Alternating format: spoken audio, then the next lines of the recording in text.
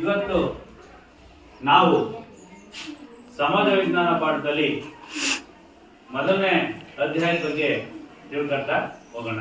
ಅದಕ್ಕಿಂತ ಮುಂಚೆ ಒಂದು ಕಥೆಯನ್ನ ನಾನು ನಿಮ್ಗೆ ಹೇಳ್ಬೇಕು ಅಂತ ನನಗೆ ಇಷ್ಟ ಆಗಿದೆ.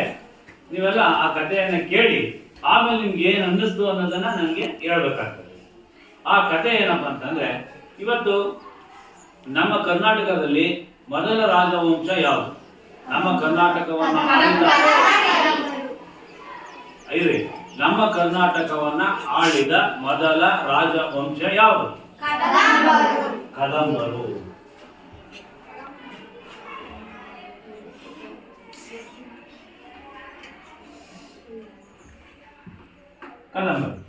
ಈ ಕದಂಬ ರಾಜವಂಶದ ಸ್ಥಾಪಕರು ಯಾರು? ಕದಂಬ ರಾಜವಂಶವನ್ನ ಸ್ಥಾಪನೆ ಮಾಡಿದರೆ ಯಾರು?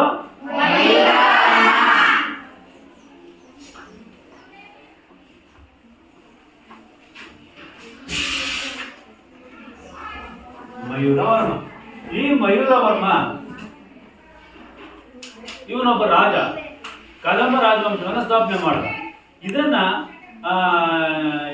ಇದು ಚಿತ್ರದುರ್ಗದ ಪಕ್ಕದಲ್ಲಿರ್ತಕ್ಕಂಥ ಚಂದ್ರವಳ್ಳಿಯ ಬಂಡೆಗಲ್ಲು ಶಾಸನ ಹೇಳುತ್ತೆ. ಅದಕ್ಕೆ ಆ ಬಂಡೆಗಲ್ಲು ಶಾಸನಕ್ಕೆ ಏನಂತ ಹೆಸರಿದೆಯಪ್ಪ ಅಂತಂದ್ರೆ, ಚಂದ್ರವಳ್ಳಿಯ ಮಯೂರವರ್ಮನ ಶಾಸನ. ಚಂದ್ರವಳ್ಳಿಯ ಮಯೂರವರ್ಮನ ಶಾಸನ, ಚಂದ್ರವಳ್ಳಿಯ ಶಾಸನ ಅಂತಂದೇಳಿ ಅದನ್ನ ಕರೀತಾರೆ. ಹಾಗಾಗಿ ಮಯೂರವರ್ಮ ಯಾವ ರೀತಿ ಕದಂಬ ರಾಜ್ಯವನ್ನು ಸ್ಥಾಪನೆ ಮಾಡ್ದ ಅನ್ನೋದ್ರ ಬಗ್ಗೆ ಇವಾಗ ನಾವು ಒಂದು ಕತೆ ಇದೆ ಅದನ್ನ ತಿಳ್ಕೊಳ್ಳೋಣ. ಮಯೂರವರ್ಮ ಕಂಚಿಯ ಪಲ್ಲವರಿಂದ ಅವಮಾನಿತನಾಗ್ತಾನೆ. ಅಂದ್ರೆ ಕಂಚಿಯ ಪಲ್ಲವರು ಮಯೂರವರ್ಮನನ್ನ ಅವಮಾನಿಸ್ತಾರೆ.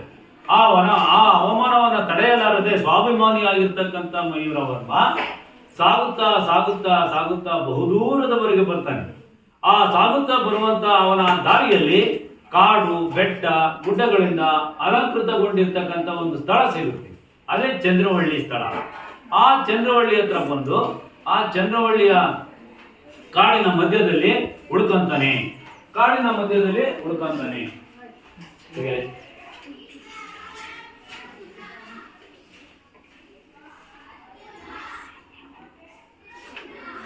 ಯಾವ ಶಾಸನ ಅದು?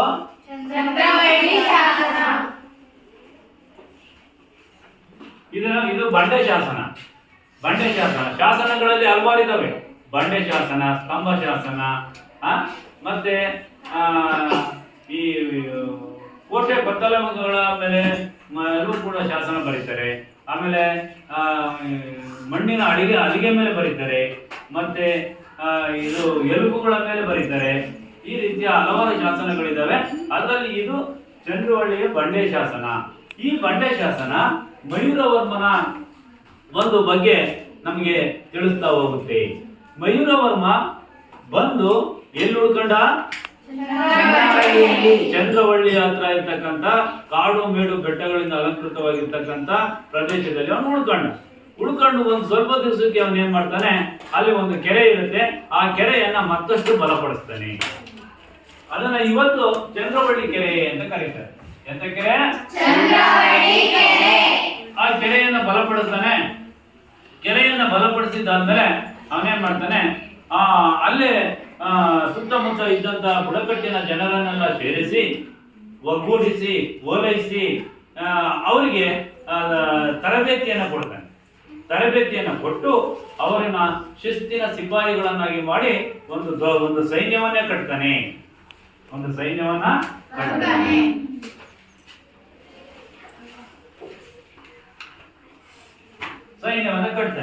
ಈ ರೀತಿ ಸೈನ್ಯವನ್ನ ಕಟ್ಟಿದ ಮೇಲೆ ಅವನೇನ್ ಮಾಡ್ತಾನೆ, ಅಲ್ಲಿ ಒಂದು ರಾಜ್ಯ ಸ್ಥಾಪನೆಗೆ ಮುನ್ನುಡಿಯನ್ನ ಬರೀತಾನೆ. ಅಂದ್ರೆ ಸೈನ್ಯ ಕಟ್ಟಿದ ಮೇಲೆ ಅವನು ಆಡಳಿತ ಶುರು ಮಾಡ್ತಾನೆ.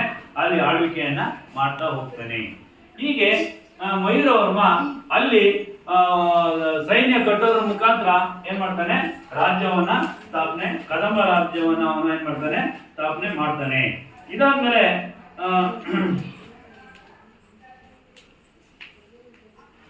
ಈ ಚಂದ್ರವಳ್ಳಿ ಶಾಸನ ಎಲ್ಲಿದ್ಯಪ್ಪ ಅಂತಂದ್ರೆ, ಮೊದಲು ಶ್ರೀ ಪರ್ವತ ಅಂತಂದೇಳಿ ಶ್ರೀ ಪರ್ವತದ ಹತ್ರ ಒಂದು ಧವಳಗುಡ್ಡ ಅಂತ ಒಂದು ಬೆಟ್ಟ ಇದೆ. ಆ ಧವಳಗುಡ್ಡ ಮತ್ತು ಇದು ಇನ್ನೊಂದು ನೀರ್ಗುಂದ, ಆ ಧವಳಗುಡ್ಡ ಪರ್ವತ ಮತ್ತು ಚಂದ್ರವಳ್ಳಿ ಶಾಸನ, ಅವೆರಡೂ ಕೂಡ ಅವೆರಡು ಶಾಸನಗಳು ಚಂದ್ರವಳ್ಳಿಯ ಶಾಸನದ ಬಗ್ಗೆ ತಿಳಿಸ್ತವೆ. ಈ ಚಂದ್ರವಳ್ಳಿ, ಶ್ರೀ ಪರ್ವತ ಮತ್ತು ಧವಳಪ್ಪನ ಗುಡ್ಡ,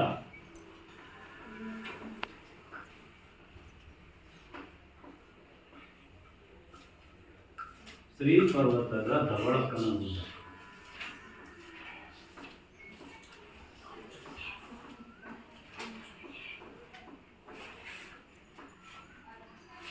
ಈ ಶ್ರೀ ಪರ್ವತದ ಧವಳಪ್ಪನ ಗುಡ್ಡ ಮತ್ತೆ ಚಂದ್ರವಳ್ಳಿ ಶಾಸನ ಈ ಬಗ್ಗೆ ಉಲ್ಲೇಖವನ್ನು ಕೊಡ್ತವೆ. ಏನಂತ, ಅವನಲ್ಲಿ ಬಂದು ಉಳ್ಕೊಂಡ ಅಂತಂದೇಳಿ. ಈ ಚಂದ್ರವಳ್ಳಿ ಇರೋದೆಲ್ಲಪ್ಪ ಅಂತಂದ್ರೆ ನೀರ್ಗುಂದ ಮತ್ತೆ ಇನ್ನೊಂದು ಉಲೆಗೊಂದಿ ಅಲ್ಲೇ ಬರ್ತವೆ. ಚಿತ್ರದುರ್ಗದ ಪಕ್ಕದಲ್ಲಿ ಇವತ್ತು ಚಂದ್ರವಳ್ಳಿ ಶಾಸನ, ಚಂದ್ರವಳ್ಳಿ ಅಂತ ಏನಿದೆ ಅಲ್ಲಿ ನೀರ್ಗುಂದ ಮತ್ತೆ ಉಲೆಗೊಂದಿ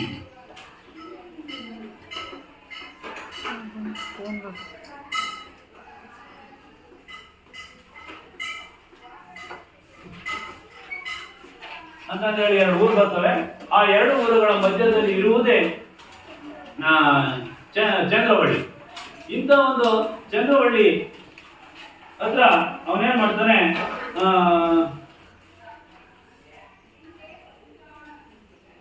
ಇಂಥ ಒಂದು ಚಂದ್ರವಳ್ಳಿ ಬಂಡೆ ಶಾಸನ ಇರೋದಿಲ್ಲಪ್ಪ ಅಂತಂದ್ರೆ ಇವತ್ತಿಗೂ ಕೂಡ ಇದು ಉಲೆಗೊಂದಿ ಪಕ್ಕದಲ್ಲಿ ಒಂದು ಸಿದ್ದೇಶ್ವರ ದೇವಸ್ಥಾನ ಇದೆ. ಆ ಸಿದ್ದೇಶ್ವರನ ದೇವಸ್ಥಾನದ ಹತ್ರ ಇರ್ತಕ್ಕಂಥ ಒಂದು ಬಂಡೆ ಮೇಲೆ ಬರೆದಿರ್ತಕ್ಕಂಥ ಅಕ್ಷರಗಳಿದ್ದಾವೆ. ಅದನ್ನೇ ನಾವು ಬಂಡೆ ಶಾಸನ ಅಂತಂದೇಳಿ, ಚಂದ್ರವಳ್ಳಿಯ ಬಂಡೆ ಶಾಸನ ಅಂತಂದೇಳಿ ಕರಿತೀವಿ. ಅದು ಅಲ್ಲಿ ಇದೆ. ಇದಾದ್ಮೇಲೆ ವಿದ್ಯಾರ್ಥಿಗಳೇ, ಈ ಒಂದು ಶಾಸನದ ಕಥೆಯಿಂದ ನಾನೀಗ ಏನ್ ಹೇಳಿದ್ನಲ್ಲ, ಈ ಶಾಸನದ ಕಥೆಯಿಂದ ನಿಮ್ಗೆಲ್ಲ ಏನ್ ತಿಳಿಯುತ್ತೆ?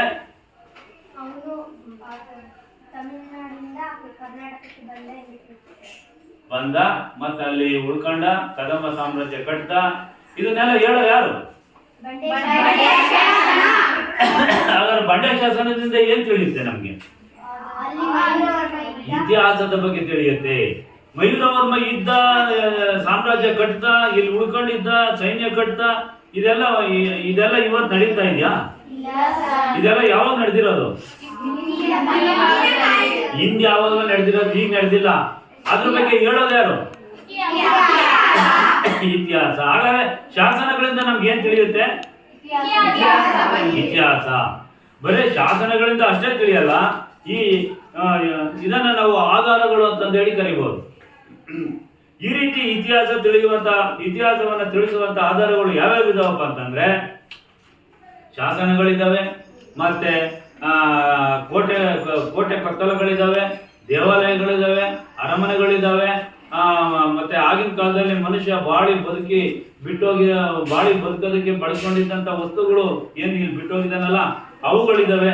ಇವೆಲ್ಲವೂ ಕೂಡ ಏನ್ ಮಾಡ್ತವೆ? ನಮ್ಮ ಇತಿಹಾಸವನ್ನ ತಿಳಿಸ್ತಾ ಹೋಗ್ತವೆ. ಅರ್ಥ ಆಯ್ತಲ್ಲ?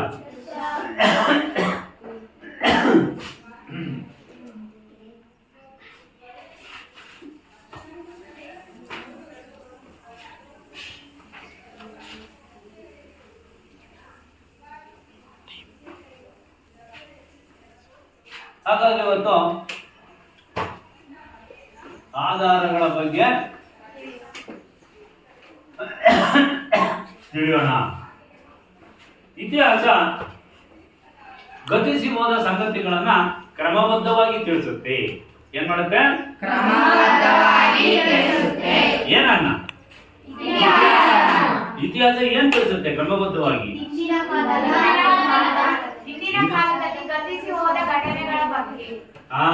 ಕ್ರಮವಾಗಿ ತಿಳಿಸುತ್ತಾ ಹೋಗುತ್ತೆ. ಇಂಥ ಒಂದು ಇತಿಹಾಸ ಇದೆಯಲ್ಲ, ಇದು ನಮಗೆ ಏನಾಗಿದೆ, ನಮಗೆ ತಿಳಿಬೇಕು ಅಂತಂದ್ರೆ ಆಧಾರಗಳು ಮುಖ್ಯ. ಈ ಆಧಾರಗಳನ್ನ ಬಳಸ್ಕೊಂಡು ನಾವೇನ್ ಮಾಡಬಹುದು? ಇತಿಹಾಸವನ್ನ ಬರೀಬಹುದಾಗಿದೆ. ಇತಿಹಾಸವನ್ನ ಬರಿಬಹುದಾಗಿದೆ. ಅಷ್ಟೇ ಅಲ್ಲ, ಆಧಾರವಿಲ್ಲದೆ ಇತಿಹಾಸವಿಲ್ಲ. ಯಾವುದಿಲ್ಲದ ಇತಿಹಾಸ ಇಲ್ಲ?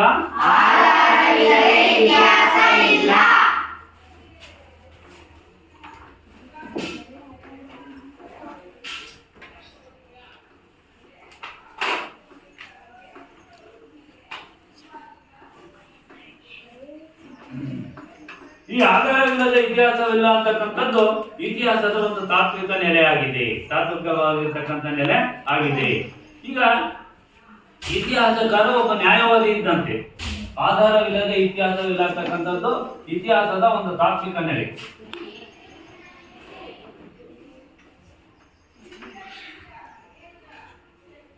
ಅದೊಂದು ತತ್ವ ಇತಿಹಾಸದ ಒಂದು ತತ್ವ ಇದ್ದಂಗೆ.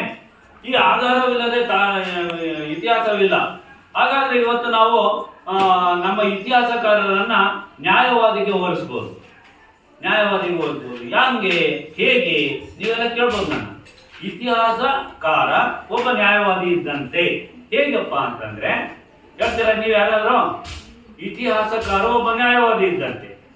ನ್ಯಾಯವಾದಿ ಯಾರು? ನ್ಯಾಯವಾದಿ ಈ ಲಾಯರ್ ಏನ್ ಮಾಡ್ತಾನೆ? ಯಾವ್ದಾದ್ರು ಪ್ರಕರಣ, ಲಾಯರ್ಗಳ ಕೆಲಸ ಏನು?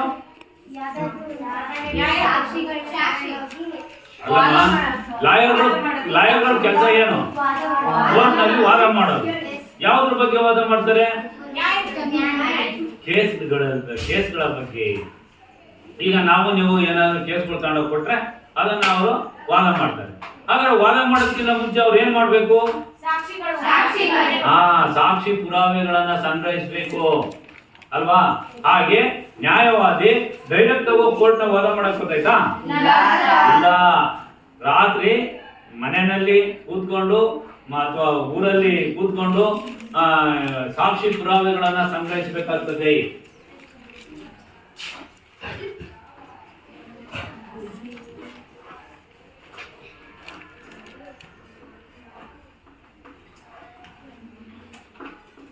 ಸಾಕ್ಷಿ ಪುರಾವೆಗಳನ್ನ ಸಂಗ್ರಹಿಸಬೇಕಾಗುತ್ತೆ. ಈ ಸಾಕ್ಷಿ ಪುರಾವೆಗಳನ್ನ ಅವ್ರೇನ್ ಮಾಡ್ತಾರೆ? ಪರಿಶೀಲಿಸಿ ವಿಶ್ಲೇಷಿಸಿ ಆಮೇಲೆ ಕೋರ್ಟಲ್ಲಿ ಹೋಗಿ ವಾದ ಮಾಡ್ತಾರೆ. ಅದೇ ರೀತಿ ನಮ್ಮ ಇತಿಹಾಸಕಾರರು ಅಷ್ಟೇನೆ. ಈ ಒಂದು ಆಧಾರಗಳನ್ನ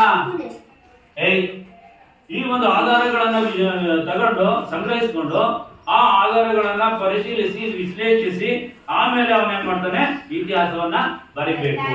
ಕೆಲವೊಮ್ಮೆ ನಿಖರ ಆಧಾರ ದೊರಕದಿದ್ದಾಗ, ಅಂದ್ರೆ ಈಗ ಯಾವ್ದಾದ್ರು ಒಂದು ಇತಿಹಾಸ ಬರೆಯುವಂತ ಸಂದರ್ಭದಲ್ಲಿ ಯಾವ್ದಾದ್ರು ಒಂದು ಘಟನೆಯ ಬಗ್ಗೆ ನಿಖರವಾಗಿರ್ತಕ್ಕಂಥ ಆಧಾರಗಳು ದೊರಕಲಿಲ್ಲಪ್ಪ ಅಲ್ವಾ? ಈಗ ಲಿಖಿತ ರೂಪದ ಒಂದು ಶಾಸನ ಅಥವಾ ಲಿಖಿತ ರೂಪದ ಯಾವುದೇ ರೀತಿಯಾದಂತ ವಿವರಣೆಗಳು ಅವನಿಗೆ ದೊರಕಲಿಲ್ಲ ಅಂತಂದ್ರೆ ಅವಾಗ ಏನ್ ಮಾಡ್ಬೇಕು? ಯಾವ ಆಧಾರಗಳು ಲಭ್ಯವಿದಾವೆಯೋ ಅವುಗಳ ಮೇಲೇನೆ ಊಹೆ ಮಾಡಿ ಅವನ ಬರಿಬೇಕಾಗ್ತದೆ ಅಲ್ವಾ? ಯಾವ ಆಧಾರಗಳು ಲಭ್ಯವಿದೆಯೋ ಅವರ ಮೇಲೆ ಊಹೆ ಮಾಡಿ ಬರಿಬೇಕು ಅಂದಾಗ ಇತಿಹಾಸಕಾರರು ಒಬ್ರಿಬ್ರು ಇಲ್ಲ, ಬೇಕಾದಷ್ಟು ಜನ ಇದ್ದಾರೆ. ಒಬ್ಬೊಬ್ರು ಕೂಡ ಲಭ್ಯವಿರುವತಕ್ಕಂಥ ಆಧಾರಗಳನ್ನ ನೋಡಿ ತೀರ್ಮಾನಿಸಬೇಕಾದ್ರೆ ಒಬ್ಬೊಬ್ಬರು ಕೂಡ ಅವರದೇ ಆಗಿರ್ತಕ್ಕಂಥ ಬೇರೆ ಬೇರೆ ದೃಷ್ಟಿಕೋನಗಳಲ್ಲಿ ಇತಿಹಾಸವನ್ನ ಅರ್ಥೈಸ್ತಾ ಹೋಗ್ತಾರೆ. ಹಾಗಾದ್ರೆ ಆಧಾರ ಅಂದ್ರೆ ಏನು?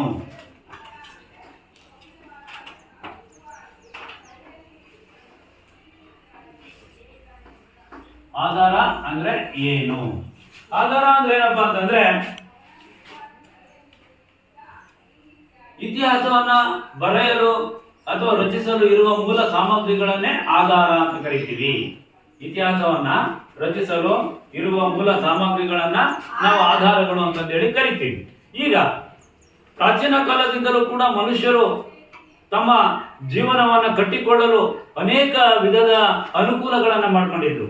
ಪ್ರಾಚೀನ ಕಾಲದಿಂದಲೂ ಮನುಷ್ಯರು, ನಮ್ಮ ಪೂರ್ವಿಕರು ಅವರ ಜೀವನವನ್ನ ನಡೆಸೋದಕ್ಕೆ, ಅವರ ಜೀವನವನ್ನ ಮಾಡಲಿಕ್ಕೆ ಬೇಕಾಗಿರ್ತಕ್ಕಂಥ ಅನೇಕ ವಿಧದ ಅನುಕೂಲಗಳನ್ನ ಮಾಡ್ಕೊಂಡಿದ್ರು.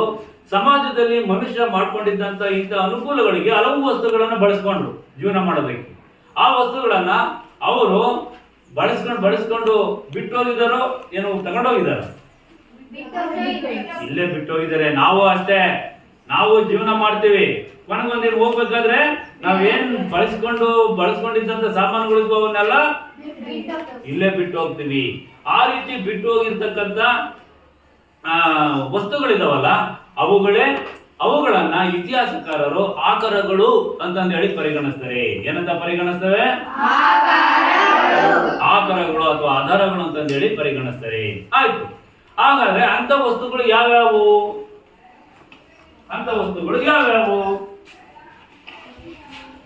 ಒಂದೇದು ವ್ಯವಸಾಯದ ಉಪಕರಣಗಳು.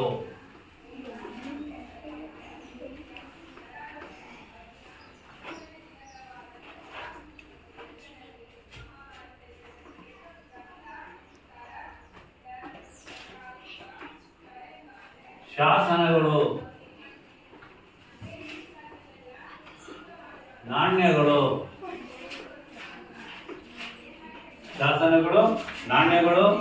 ಮತ್ತೆ ಧಾರ್ಮಿಕ ಕಟ್ಟಡಗಳು, ಕೋಟೆ ಕೊತ್ತಲಗಳು,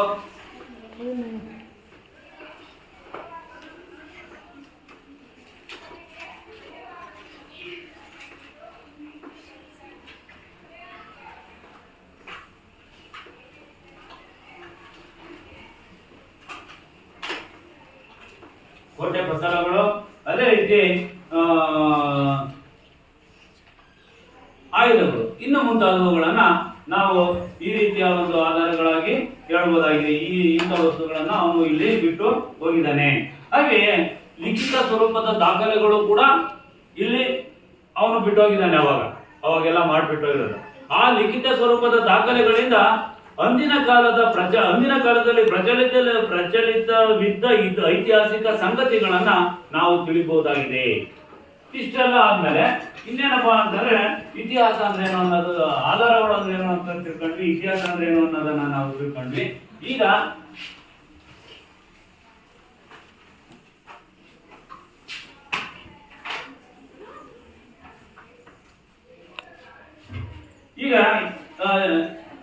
ಆಧಾರಗಳಲ್ಲಿ ಎಷ್ಟು ವಿಧ?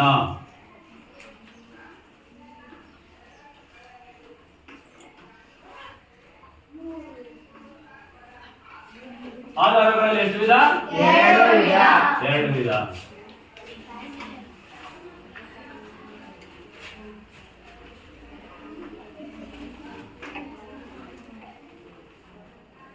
ಒಂದನೇದು ಸಾಹಿತ್ಯ ಆಧಾರಗಳು, ಎರಡನೇದು ಪುರಾತತ್ವ ಆಧಾರಗಳು.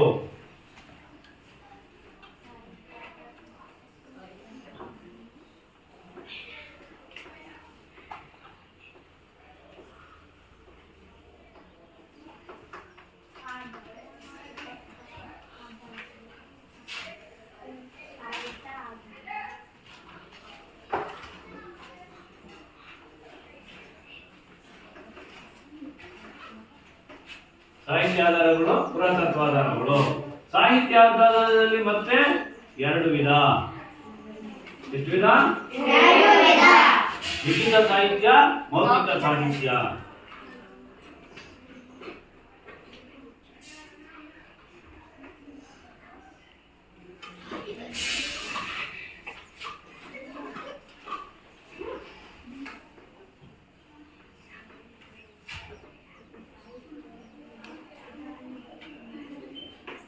ಆಯ್ತು. ಲಿಖಿತ ಸಾಹಿತ್ಯದಲ್ಲಿ ಮತ್ತೆ ಎರಡು ವಿಧ.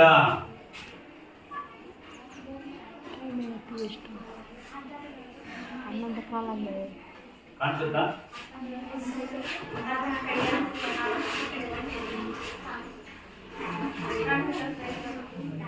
ಲಿಖಿತ ಸಾಹಿತ್ಯ, ಮೌಖಿಕ ಸಾಹಿತ್ಯ. ಇದು ದೇಶೀಯ ಸಾಹಿತ್ಯ,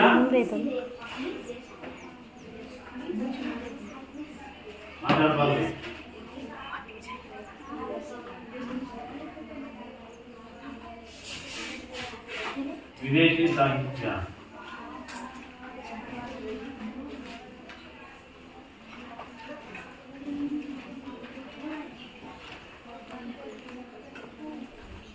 ವಿದೇಶಿ ಸಾಹಿತ್ಯ. ಮೌಖಿಕ ಸಾಹಿತ್ಯದಲ್ಲಿ ಮೂರು ವಿಧ.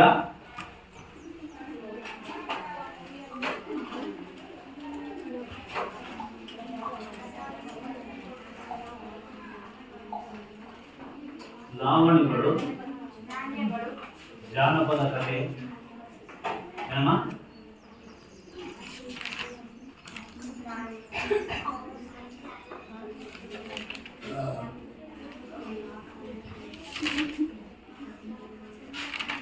ಮತ್ತೆ ಐತಿಹ್ಯ ಅಂದ್ರೆ ಸ್ಥಳ ಪುರಾಣ, ಐತಿಹ್ಯಗಳು. ಇನ್ನು ಪುರಾತತ್ವ ಆಧಾರಗಳಲ್ಲಿ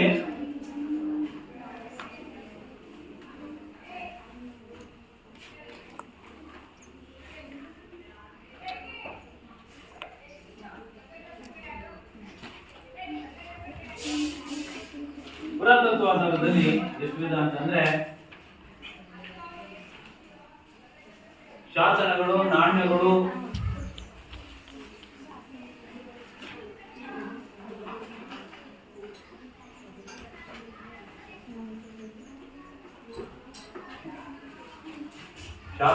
ನಾಣ್ಯಗಳು, ಸ್ಮಾರಕಗಳು,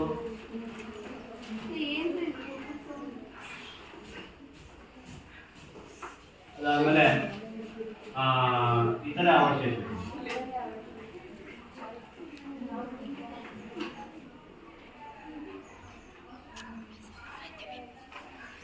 ಇತರೆ ಅವಶೇಷಗಳು. ಇಷ್ಟು ವಿಧದ ಆಧಾರಗಳನ್ನು ನಾವು ಕಾಣಬಹುದಾಗಿದೆ. ನೋಡಿ, ಸಾಹಿತ್ಯದಲ್ಲಿ 2 ವಿಧ, ಲಿಖಿತ, ಮೌಖಿಕ. ಲಿಖಿತದಲ್ಲಿ 2, ಮೌಖಿಕದಲ್ಲಿ 3, ಮತ್ತೆ ಪುರಾತತ್ವದಲ್ಲಿ 1, 2, 3, 4 ಆಧಾರಗಳನ್ನು ನಾವು ಗುರುತಿಸಬಹುದಾಗಿದೆ. ಇದೆಷ್ಟು ಆಯ್ತು. ಬರ್ಕಂಡವಾದನ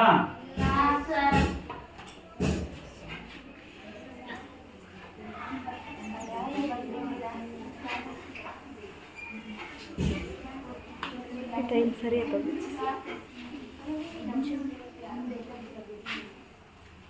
ಈಗ ಲಿಖಿತ ಸಾಹಿತ್ಯದ ಬಗ್ಗೆ ತಿಳ್ಕೊಳ್ಳೋಣ. ಸಾಹಿತ್ಯಗಳಲ್ಲಿ, ಸಾಹಿತ್ಯ ಆಧಾರದಲ್ಲಿ ಎಷ್ಟು ವಿಧ? 2 ವಿಧ. ಯಾವ್ಯಾವು?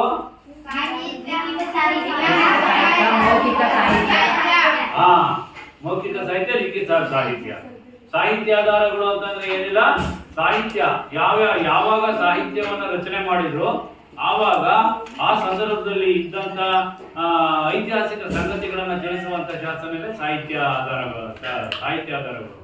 ಈ ಸಾಹಿತ್ಯದಲ್ಲಿ 2 ವಿಧ, ಲಿಖಿತ ಸಾಹಿತ್ಯ, ಮೌಖಿಕ ಸಾಹಿತ್ಯ. ಲಿಖಿತ ಸಾಹಿತ್ಯದಲ್ಲಿ ದೇಶೀಯ ಸಾಹಿತ್ಯ ಮತ್ತೆ ವಿದೇಶಿ ಸಾಹಿತ್ಯ. ದೇಶೀಯ ಸಾಹಿತ್ಯದಲ್ಲಿ ಏನಾಗುತ್ತೆ, ದೇಶೀಯ ಸಾಹಿತ್ಯ ಅಂದ್ರೆ ಏನಪ್ಪಾ ಅಂತಂದ್ರೆ ದೇಶೀಯ ಸಾಹಿತ್ಯ ಅಂತಂದ್ರೆ ನಮ್ಮ ದೇಶದವರೇ ನಮ್ಮ ದೇಶದ ಭಾಷೆಯಲ್ಲೇ ಯಾವುದೇ ಕೃತಿಯನ್ನು ರಚನೆ ಮಾಡಿದ್ರೆ ಅದನ್ನ ದೇಶೀಯ ಸಾಹಿತ್ಯ ಅಂದ್ರೆ ಭಾರತೀಯರಿಂದಲೇ ಭಾರತದಲ್ಲೇ ಇರ್ತಕ್ಕಂಥ ಯಾವುದಾದ್ರೂ ಭಾಷೆಯಲ್ಲಿ ರಚನೆ ಮಾಡಿದ್ರೆ, ಯಾವುದೇ ಒಂದು ಕೃತಿಯನ್ನ, ಗ್ರಂಥವನ್ನ, ಪುಸ್ತಕವನ್ನ ಬರೆದ್ರೆ ಅದು ದೇಶೀಯ ಸಾಹಿತ್ಯ. ಈಗ ಉದಾಹರಣೆಗೆ ದೇಶೀಯ ಸಾಹಿತ್ಯ ಬರೆದಿರೋದಕ್ಕೆ ಉದಾಹರಣೆ ಕೊಡ್ತೀರಾ ಯಾರಿಗಾದ್ರೂ? ದೇಶೀಯ ಸಾಹಿತ್ಯ, ನಮ್ಮ ದೇಶೀಯ ಸಾಹಿತ್ಯಕ್ಕೆ ಉದಾಹರಣೆ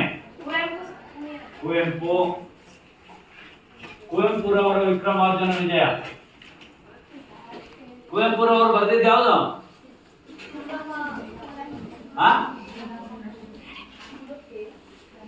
ಕುವೆಂಪು ಬರೆದಂತ ಪುಸ್ತಕ ಯಾವುದು? ಗ್ರಂಥ ವಿಕ್ರಮಾರ್ಜುನ ವಿಜಯ.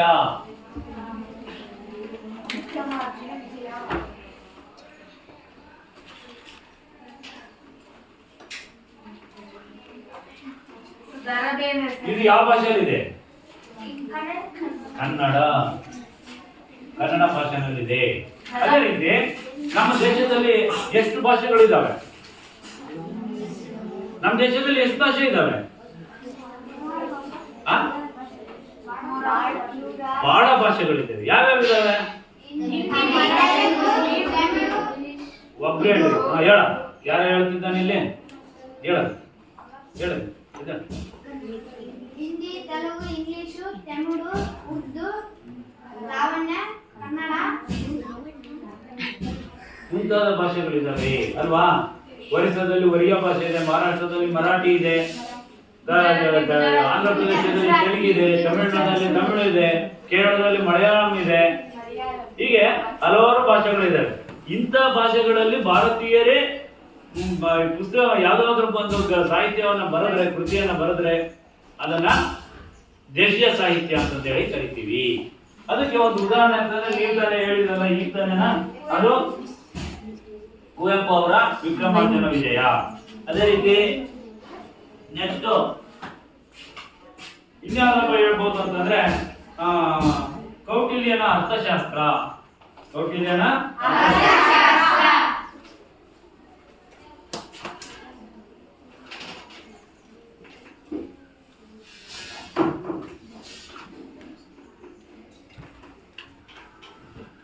ಕೌಟಿಲ್ಯನ ಅರ್ಥಶಾಸ್ತ್ರ. ಅದೇ ರೀತಿ ಹಾಲರಾಜನ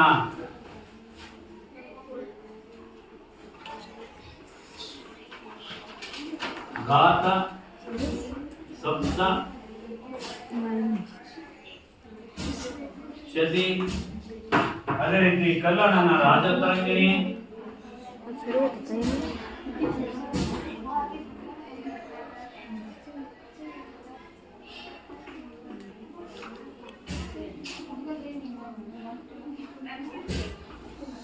ಅದು ಸರಿ ಆಯ್ತಾ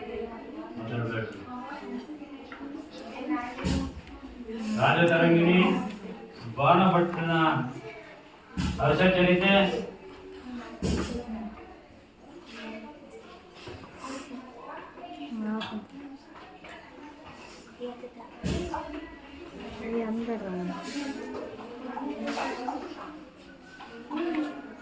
ಅದಾಯ್ತಾ.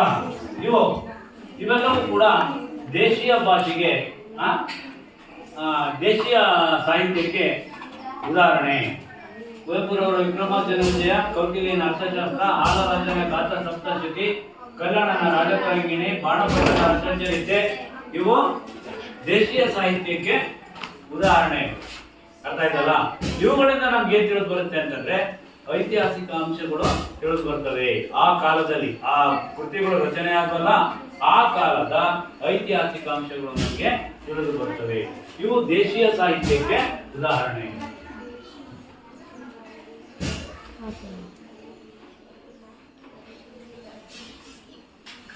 ದೇಶೀಯ ಸಾಹಿತ್ಯ. ಇನ್ನು ವಿದೇಶಿ ಸಾಹಿತ್ಯಕ್ಕೆ ಉದಾಹರಣೆ ಅಂತಂದ್ರೆ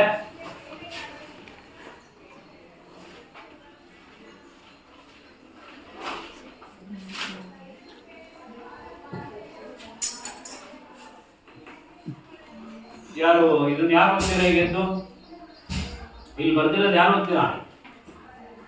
ಯಾರು ಓದಲ್ಲ?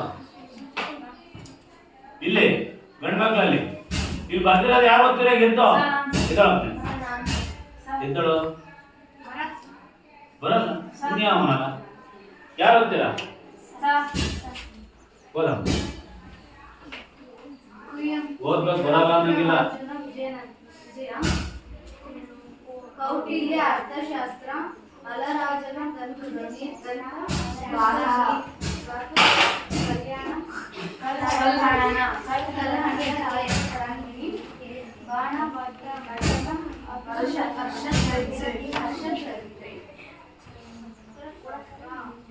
ಮೆಗಾಸ್ಥಾನೀಸನ ಇಂಡಿಕಾ ಗ್ರಂಥ.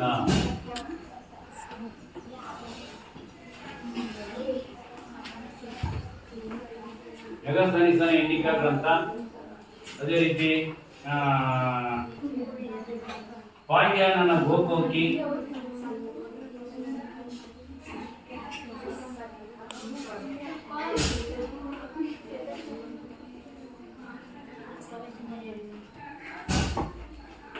ಅದೇ ರೀತಿ ಯುಎನ್ ಸಂಗನ ಸಿಯುಕಿ,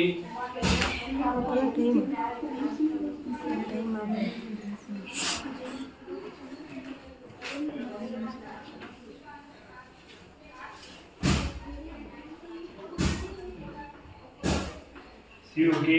ಅದೇ ರೀತಿ ವಿಶಾಖದತ್ತನ ಬುದ್ಧ ರಾಕ್ಷಸ,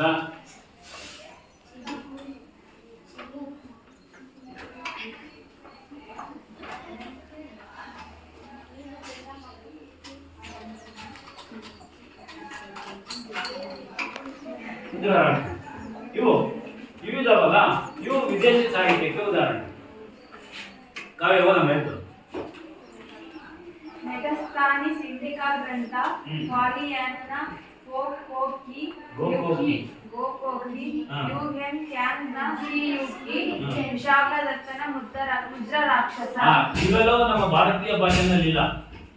ಇವೆಲ್ಲ ನಮ್ಮ ಭಾರತೀಯ ಭಾಷೆನಲ್ಲಿ ಇಲ್ಲ, ವಿದೇಶಿ ಭಾಷೆಯಲ್ಲಿವೆ. ಈ ರೀತಿ ಈ ಕಡೆ ನೋಡೋಣ. ಈ ರೀತಿ ಬರಿಬೇಕಾದ್ರೆ ಒಂದು ನ್ಯೂನ್ಯತೆ ಇದೆ. ಯಾವುದರಲ್ಲಿ ಸಾಹಿತ್ಯಾಧಾರದಲ್ಲಿ, ಅದರಲ್ಲೂ ಲಿಖಿತ ಸಾಹಿತ್ಯದಲ್ಲಿ ಕೆಲವು ನ್ಯೂನತೆಗಳಿದ್ದಾವೆ. ಆ ನ್ಯೂನತೆಗಳು ಯಾವ ಅಂತಂದ್ರೆ, ದೇಶೀಯ ಭಾಷೆಯಲ್ಲಿ ಬರೀಬೇಕಾದ್ರೆ ಬರೀತಕ್ಕಂಥವರು ನಮ್ಮ ದೇಶೀಯ ಭಾಷೆ ಮತ್ತೆ ಅವನ ಆ ಕೃತಿಯನ್ನ ಬರೆದಂಥವರ ಮೇಲಿನ ಪ್ರೀತಿ ಮತ್ತೆ ಭಾರತೀಯದ ರಾಷ್ಟ್ರೀಯತೆ ಮತ್ತು ಅಭಿಮಾನ ಇವೆಲ್ಲವುಗಳಿಂದ ಏನ್ ಮಾಡ್ತಾರೆ, ದೇಶೀಯ ಭಾಷೆ ಬರೆಯುವಂತ ದೇಶೀಯ ಭಾಷಾಕಾರರ ದೇಶೀಯ ಕರ್ತೃಗಳನ್ನ, ದೇಶೀಯ ಭಾಷೆಯಲ್ಲಿ ಕೃತಿಗಳನ್ನ ಬರೆದಂತವರನ್ನ ಏನ್ ಮಾಡ್ತಾರೆ, ಅತಿಶಯೋಕ್ತಿ ಅಂತಕ್ಕಂಥದ್ದನ್ನ ಮಾಡ್ತಾರೆ.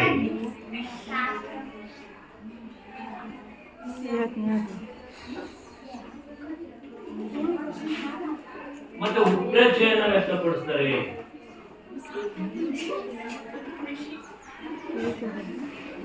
ಮತ್ತೆ ಸ್ವಾಮಿ ನಿಷ್ಠೆಯನ್ನ ಕಾಣ್ತೀವಿ.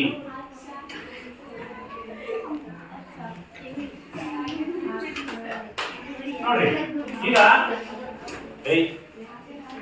ನಮ್ಮ ಭಾರತದಲ್ಲಿ ಬೇರೆಯವರು ಬರೆದಿರೋದು ವಿದೇಶಿಯರು, ನಮ್ಮ ದೇಶದವರೇ ಬರೆದ್ರೆ ದೇಶೀಯ ಭಾಷೆ. ಆ ದೇಶೀಯ ಭಾಷೆಯಲ್ಲಿ ನಮ್ಮ ಭಾರತೀಯರು ಬರೆದಿರ್ತಕ್ಕಂಥವರನ್ನ ಬರೆದಿರ್ತಕ್ಕಂಥ ವಿಚಾರಗಳನ್ನ ಬರಿಬೇಕಾದ್ರೆ ಏನ್ ಮಾಡ್ತಾರೆ, ಅತಿಶಯೋಕ್ತಿ ಅಂದ್ರೆ ಇರುವಂತ ವಿಚಾರವನ್ನ ಇರೋಂಗೆ ಬರೆಯೋದ್ಕಿಂತ ಮತ್ತಷ್ಟು ಉತ್ಪ್ರೇಕ್ಷೆ ಮಾಡಿ ಬರೆಯೋದು. ಯಾಕಂದ್ರೆ ಇದು ನಮ್ಮ ದೇಶ ಅಲ್ವಾ, ನಮ್ಮ ಭಾಷಾ, ನಮ್ಮ ಒಂದು ಲೇಖಕರಲ್ವ ಇವರೆಲ್ಲ, ನಮ್ಮ ಸಾಹಿತ್ಯಕಾರರು, ಅದಕ್ಕೋಸ್ಕರ. ಆಮೇಲೆ ಅದರಲ್ಲಿ ಉತ್ಪ್ರೇಕ್ಷೆ ಇರುತ್ತೆ, ಆಮೇಲೆ ಸ್ವಾಮಿ ನಿಷ್ಠೆ ಇರುತ್ತೆ. ಆದ್ರೆ ವಿದೇಶಿಯರು ಬರೆದಂತ ಒಂದು ಕೃತಿಗಳಲ್ಲಿ ಏನ್ ಕಾಣ್ತೀವಿ ನಾವು, ಸ್ಥಳೀಯ ಜ್ಞಾನದ ಕೊರತೆಯಿಂದ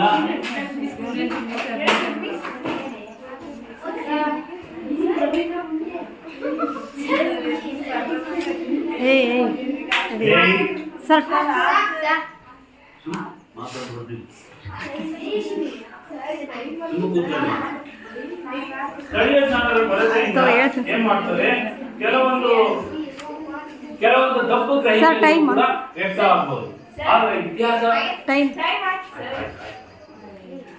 ಕೆಲವೊಂದು ಈ ರೀತಿ ಬರಬೇಕಾದ್ರೂ ಕೂಡ ಈ ನ್ಯೂನತೆಗಳು ಏನು, ದೇಶೀಯ ಭಾಷೆಯಲ್ಲಿ ಅತಿಶಯೋಕ್ತಿ, ಉತ್ಪ್ರೇಕ್ಷೆ, ಸ್ವಾಮಿನಿಷ್ಠೆ ಇದ್ರೆ ವಿದೇಶಿ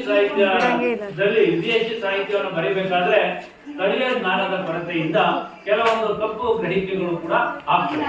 ಆದ್ರೆ ಇತಿಹಾಸ ಬರೀತಕ್ಕಂಥ ಇತಿಹಾಸಕಾರರು ಇದೆಲ್ಲವನ್ನು ಗ್ರಹಿಸಿಕೊಂಡು ಸವಾಲಿನೋಪಾದಿಯಲ್ಲಿ ತಗೊಂಡು ಅವುಗಳನ್ನ ಸರಿಯಾದ ರೀತಿಯಲ್ಲಿ ಇತಿಹಾಸವನ್ನ ಬರೀಬೇಕಾಗುತ್ತದೆ. ಯಾವುದೇ ಉತ್ಪ್ರೇಕ್ಷೆಗೆ, ಯಾವುದೇ ಸರಿಯಾದ ತಪ್ಪು ಇದಕ್ಕೆ ಒಂದು ಸವಾಲನ್ನ ಮಾಡಿಕೊಂಡು ಬರೀಬೇಕಾಗ್ತದೆ. ಹೀಗೆ ನಾವು ವಿದೇಶಿ ಚಂದ್ರವಳ್ಳಿಯ ಬಂಡೆ ಶಾಸನದ ಬಗ್ಗೆ, ದೇಶೀಯ ಸಾಹಿತ್ಯ, ವಿದೇಶಿ ಸಾಹಿತ್ಯದ ಬಗ್ಗೆ ನಾವು ಇವತ್ತು ತಿಳ್ಕೊಂಡ್ವಿ. ಹಾಗಾದ್ರೆ ಈಗ ನಿಮ್ಗೇನು ಇದರಲ್ಲಿ ಡೌಟ್ ಇತ್ತು ಹೇಳ್ರಿ, ಇದರಲ್ಲಿ ಡೌಟ್ ಇದೆಯಾ ಯಾವ್ದಾನ? ನಮ್ಮ ದೇಶದಲ್ಲಿ ನಮ್ಮ ದೇಶದ ಬಗ್ಗೆ ಬರೆದ್ರೆ ದೇಶೀಯ ಸಾಹಿತ್ಯ, ನಾವು ಬೇರೆ ದೇಶದ ನೋಡಿ ನಾವು ನಮ್ಮ ದೇಶದ ಭಾಷೆ ಬರೆದ್ರೆ ಅದು ದೇಶೀಯ ಸಾಹಿತ್ಯ. ಕರೆಕ್ಟ್. ನಮ್ಮ ದೇಶದವರೇ ಬರೆದ್ರೆ ಅದು ದೇಶೀಯ ಸಾಹಿತ್ಯ. ವಿದೇಶಿ ಸಾಹಿತ್ಯ ಅಂತಂದ್ರೆ ಬೇರೆ ದೇಶದಿಂದ ಇಲ್ಲಿಗೆ ಯಾತ್ರಾರ್ಥಿಗಳಾಗಿ ಬಂದಿರ್ಬೋದು, ಮತ್ತೆ ಬರಹಗಾರರು ಬಂದಿರ್ಬೋದು, ಮತ್ತೆ ಪ್ರವಾಸಕ್ಕೋಸ್ಕರ ಬಂದಿರ್ಬೋದು, ಓದೋದಕ್ಕೋಸ್ಕರ ಬಂದಿರ್ಬೋದು. ಅದೇ ರೀತಿ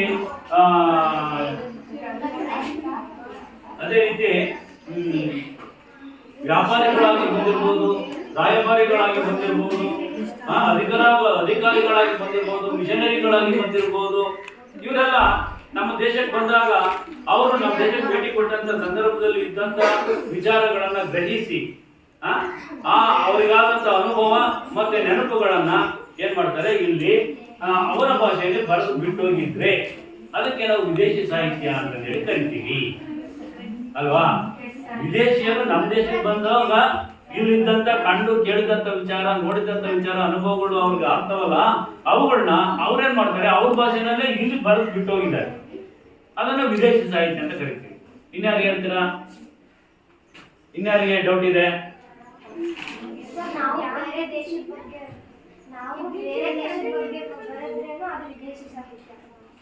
ನಾವು ಬೇರೆ ದೇಶಕ್ಕೆ ಹೋಗಿ ಅಲ್ಲಿ ಆ ದೇಶದ ಬಗ್ಗೆ ಬರೆದ್ರೆ ಅವ್ರಿಗೆ ವಿದೇಶಿ ಸಾಹಿತ್ಯ, ನಮಗೂ ಕೂಡ ಅದು ವಿದೇಶಿ ಸಾಹಿತ್ಯನೇ. ಆಮೇಲೆ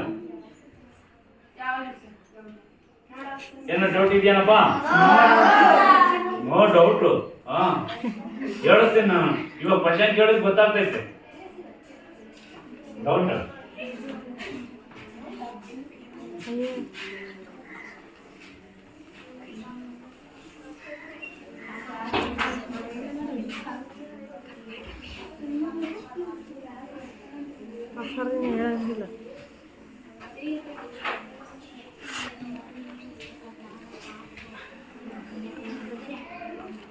ನೋಡಿ, ನಿಮ್ಗೆ ಯಾವಾಗ್ಲೇನೆ ನಾನು ಚಿತ್ರಗಳನ್ನ ಏನೋ ತೋರಿಸ್ಲೇ ಇಲ್ಲ, ಹಾಗೇನೆ ಪಾಠ ಮಾಡ್ಕೊಂಡು ಓದೆ.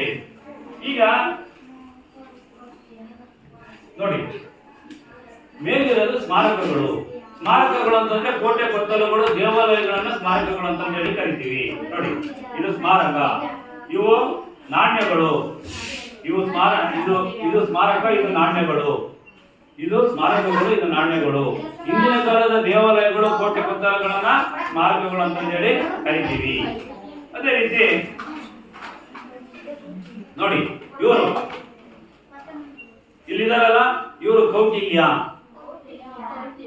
ಇದು ಕೌಟಿಲ್ಯ. ಇದು ವಿಶಾಖದತ್ತನ ಮುದ್ರಾ ರಾಕ್ಷಸ. ಇದು ಫಸ್ಟ್ ಒನ್. ಮಧ್ಯದಾಗಿದ್ದಾರೆ ಕೌಟಿಲ್ಯ, ಇದು ವಿಶಾಖದತ್ತನ ಮುದ್ರಾ ರಾಕ್ಷಸ. ಅದೇ ರೀತಿ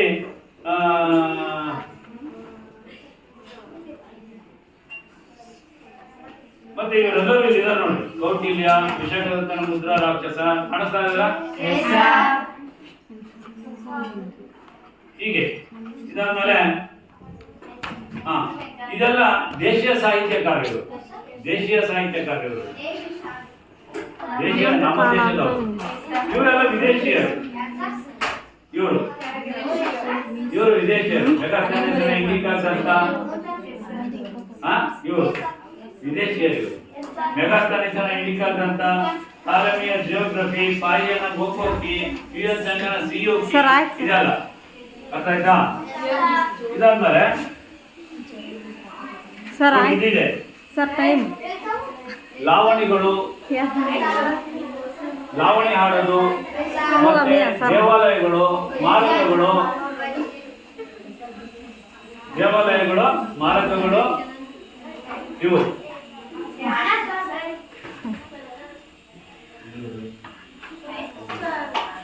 ಕೇಳೀಗ, ಈಗ ಒಂದೇ ಕ್ವಶನ್ ಕೇಳ್ತೀನಿ, ಹೇಳ್ರಿ ಸರ್. ಟೈಮ್. ಆಧಾರಗಳಲ್ಲಿ ಎಷ್ಟು ವಿಧ? ಆಧಾರಗಳಲ್ಲಿ 2 ವಿಧ. ಯಾವ್ಯಾವ?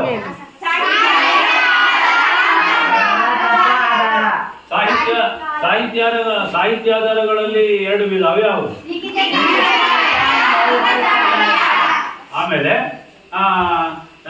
ಇದು ಲಿಖಿತ ಸಾಹಿತ್ಯ ಇದೆಯಲ್ಲ, ಲಿಖಿತ ಸಾಹಿತ್ಯದಲ್ಲಿ ಎಷ್ಟು ವಿಧ? ಹೇಳ್ರಿ.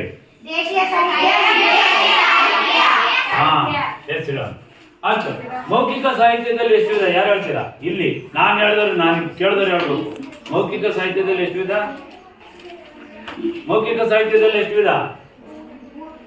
ಹೇಳೋ, ಎದ್ದೇಳೋ. 3 ವಿಧ. ಯಾವ್ಯಾವು? ಯಾರು ಹೇಳ್ತೀರಾ? ಜಾನಪದ ಕಥೆ, ಐತಿಹಾಸಿಕ, ಲಾವಣಿಗಳು. ಈಗ ಒಂದು ಕ್ವಶನ್ ಕೊಡ್ತೀನಿ, ಬರ್ಕೊಂಡ್ಬಂದ್ರಾ?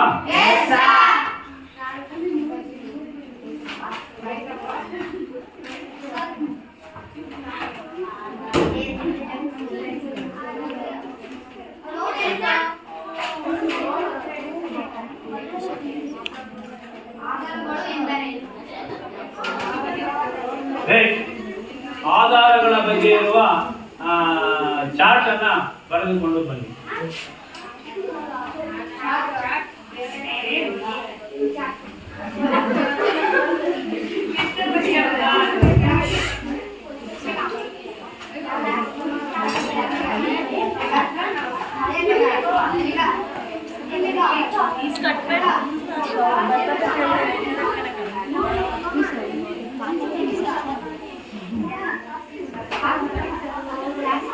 ಹಾ, ಆಫ್ ಮಾಡು.